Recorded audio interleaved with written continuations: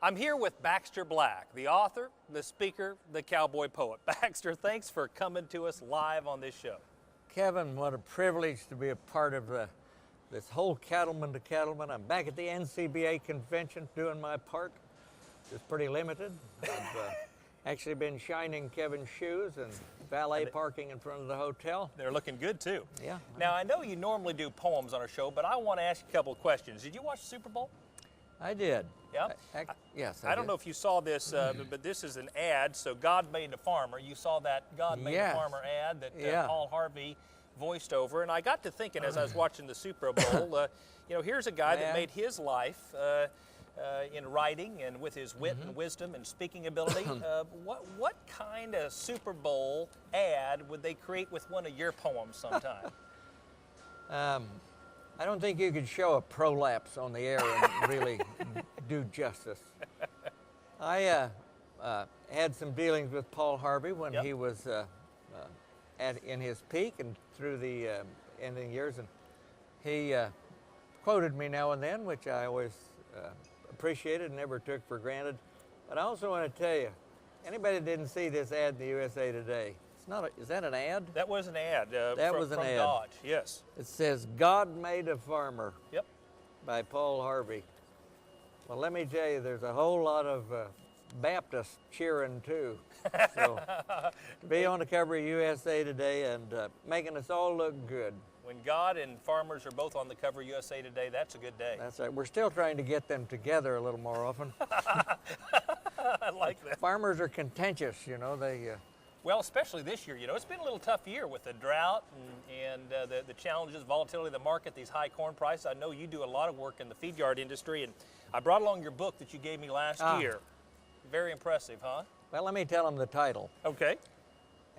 And I learned this working for a guy in Idaho. John Basabe was his name. He was a tough, hard-headed Basco, and he never did anything within the regulations because he didn't know regulations. He was not bothered with too much information, but he thought outside the box, and I learned it, and here's the way I encapsulated how to win the game how to find your way when you don't have a map, how to win the game when you don't know the rules, and when somebody says it can't be done, what they mean is they can't do it. Amen. And there's a lot of good lessons. Now, I want to pull one from here. Number 73. This is I've starred about a half a dozen of them as I read the book. Yeah. And this one says, number 73, one of the secrets of life is knowing how to take a fall, physical, financial, or emotional. My usual reaction is to roll and keep rolling till I see daylight. Yeah. Did we see daylight in the cattle industry and with these feed prices and drought? If the sun ain't shining on you right now, cowboy, you're in the wrong business. You need to help. Well, we always have to put a caveat in here to apologize to the cattle feeders. But on the other hand, cattle feeders, the ones that I've worked for them, I know them. I actually fed cattle with them. Right. And there's an addiction actually involved there. Is there? A gambling addiction. Okay. And they don't like it to get too good. I mean, the prosperity is one thing they really can't abide for very long, because there's no risk. They'd have to go find something else. Something else. So I like to think that when the cattle feeders, you know, aren't making $200 a head, only like 20, that it's good for them. Oh, so it's all therapeutic then? Well, yes, of course. That's the way it works.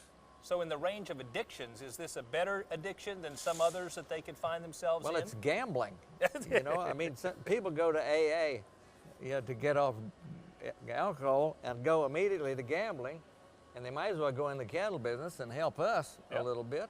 But I admire them because these guys are walking the razor's edge of absolute exorbitance and devastating poverty. It's just a razor's edge. Any wisdom for those folks as they go through the next 6-8 months? You just said it right here. Yep. Just, you know, when you go down, you just keep rolling. Rolling. Just keep rolling. And I learned that from them. Baxter, thank you so much for being on the show, and thank you for all the great entertainment you provide our viewers each and every week. We appreciate that. I'll keep telling me the stories. For more entertainment, log on to cattlemantocattleman.org or BaxterBlack.com.